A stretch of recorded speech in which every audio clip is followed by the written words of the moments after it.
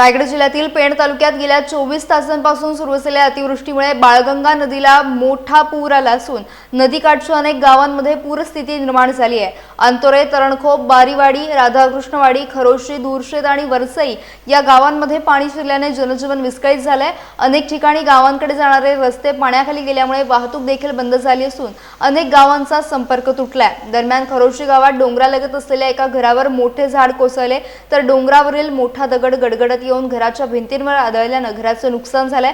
सुदैवाने या घटनेत कोणतीही जीवितहानी झाली नाही। पूर परिस्थितीच्या पार्श्वभूमीवर स्थानिक प्रशासन, पोलीस पाटील, सरपंच आणि ग्रामसेवक यांना आवश्यक सूचना देण्यात आल्यात। अंतोरे येथे पाण्याची पातळी वाढत असल्याने पोलीस निरीक्षक संदीप भोसले यांनी घटनास्थळी भेट देऊन परिस्थितीचा आढावा घेतला। पुढील 24 तास पावसाचा अंदाज लक्षात घेता नागरिकांनी नदीकाठच्या भागात जाणे टाळावे आणि प्रशासनाच्या सूचनांचे पालन करावे असे आवाहन करण्यात आले।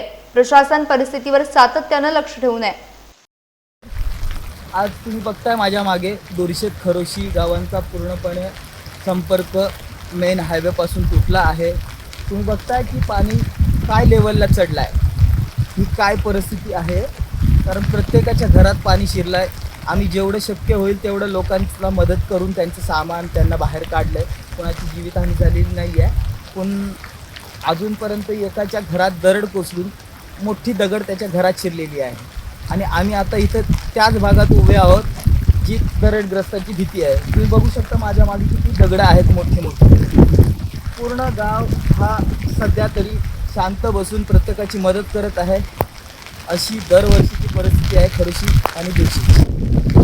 महापूर आलेला आहे। बाळगंगा नदीला आलेल्या महापुराचं रूपांतर विकराल रूपात झालेलं आहे आणि गावातील प्रत्येक घरात पाणी जाऊन घरांचं आत्महत्या नुकसान झालेलं आहे। तरी शासनाने याकडे लक्ष द्यावं।